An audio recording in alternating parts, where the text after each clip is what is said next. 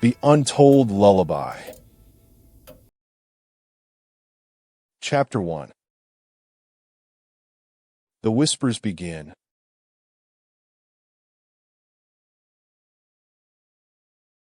I step into the old nursery on my first day of work, a sense of excitement and curiosity swirling within me as I surveyed the faded signs above the aisles. Tiny Tots, Dreamland, and Slumberland seemed like characters from another era. Dusty toys adorned shelves, while the air thick with the scent of mothballs clung to every surface. My name is Lila, a 20-year-old college student taking on this summer job as a break from textbooks to make ends meet.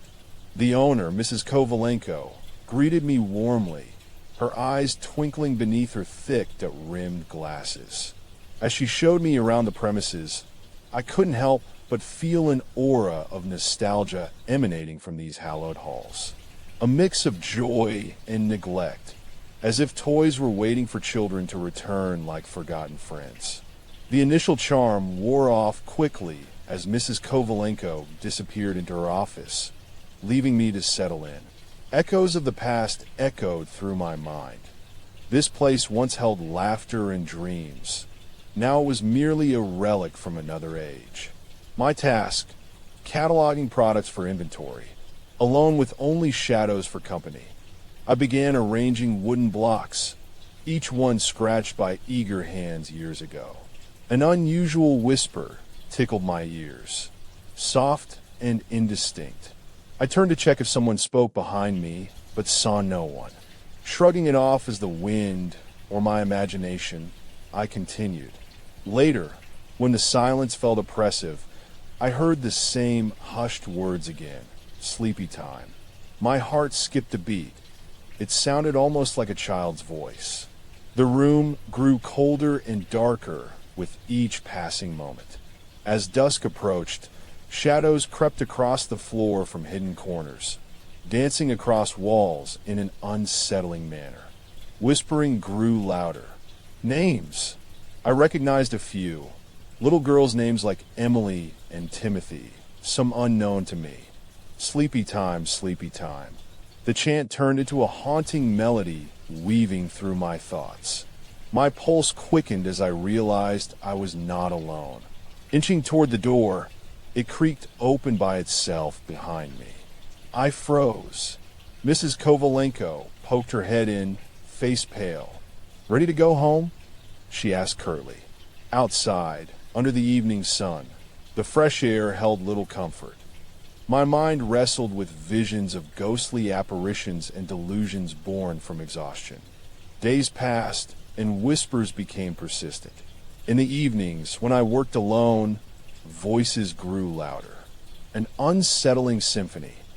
"Emily wants you. Find her." Shadows intensified, moving in sync with the murmurs. One night, as I cataloged a shelf filled with teddy bears, shadows coalesced into silhouettes. Ghostly figures watching me from far corners of the room. The room temperature dropped sharply as they drew closer, whispering, "Find Emily," and "Timothy wants you." A chill crawled down my spine. Those names were etched on a few forgotten toys back there. My sanity teetered on a thin thread.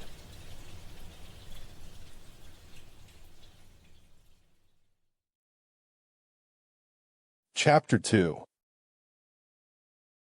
The Shadows Lurk.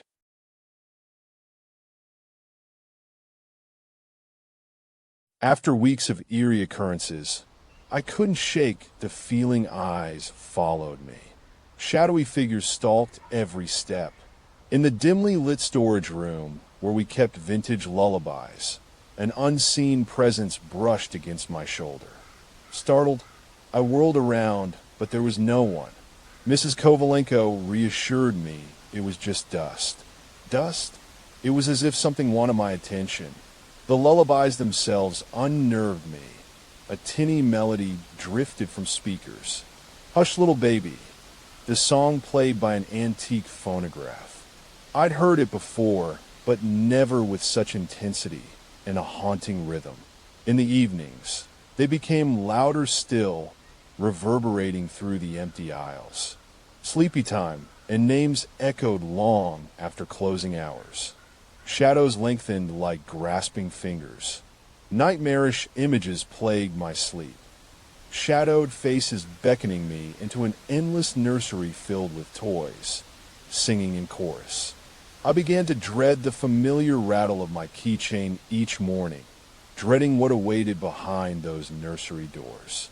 Mrs. Kovalenko mentioned a hidden room. Off-limits, she warned vaguely.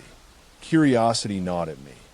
During my lunch break, I ventured into the attic, pushing aside an old trunk to uncover a false wall panel. Dust danced in faint light as I entered a cramped space, filled with lullabies and records. My hands trembled while examining a vinyl record. A child's voice sang of rock that I dot by baby, but it wasn't on any player. Whispers intensified. More than whispers now. They were voices pleading. Find Emily, find Timothy. In the nursery below, an eerie glow pulsed from within. I crouched behind a shelf as Mrs. Kovalenko's footsteps echoed outside. Pressing play with shaking hands, a child's voice sang of lost children. My mind reeled at what it might mean.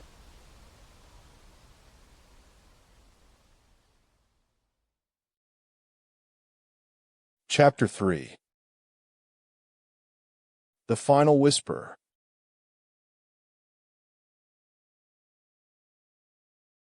The truth hit me like an avalanche in the hidden room. Lila, you've been chosen. Chosen by whom? In this sanctuary of forgotten dreams, something waited. I ripped off a dust cover to expose records etched with children's names. Emily, Timothy, and more. Mrs. Kovalenko appeared behind me, eyes welling up. You should have stayed out. The nursery itself was the heart of a dark mystery. A lost child, Emily, had been buried here decades ago, never leaving the premises. Guilt and loss swelled inside her as she locked away a piece of herself within these walls. In this very room, an old phonograph played haunting lullabies to soothe an unborn fear. Keep them asleep while she buried the child in silence. Now, it sought solace from those lost with eerie whispers, drawing souls into its dreamland. As I listened to those records, I realized Emily and Timothy's voices intertwined, a symphony of longing for peace. The nursery awakened at night, echoing with lullabies, summoning spirits trapped between worlds. Fear turned to determination as I stood amidst the dusty relics. Vintage toys and old songs. My voice, trembling, harmonized with these lost children. Good Night Moon was sung, and my lips moved in time. They joined me. The nursery pulsed like a beacon, drawing those trapped souls closer. With each lullaby, darkness receded, revealing forms. Emily's spirit wrapped in an old dress, and Timothy clutched her chest, both innocent faces aglow with longing. I'd set them free or let the cycle continue, lost forever among lullabies. As they vanished into moonlight, whispers dissipated. A strange peace settled over me. I vowed not to let the nightmares persist. It was time to usher these spirits home. Playing their lullabies, I sang out the window, chasing shadows as they merged with dawn light, finally setting them free. The nursery's hold had ended. As I sealed the hidden room, Mrs. Kovalenko approached me, tears streaming down her face. Your voice, she whispered, has brought peace. In a sudden burst of understanding, I knew our connection was more than summer work. It was legacy. She revealed that she buried Emily here all those years ago to save the child from an abusive father's hands. I fulfilled my duty, setting her free with every lullaby. From now on, there would be only gentle dreams and new beginnings in this place. The shadows of lost children faded as one by one, finding rest with their creator, who finally found peace among toys. In that moment, a strange calm befell the nursery. Emily and Timothy's voices silenced by the dawn. As I locked the hidden room, Mrs. Kovalenko passed me a vinyl. Your voice will keep them at bay.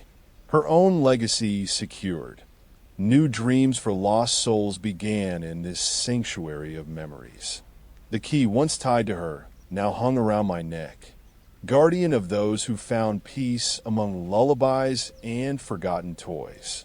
I vowed never to let the darkness resurface, embracing an inheritance that bound us, a melody of hope amidst haunting echoes.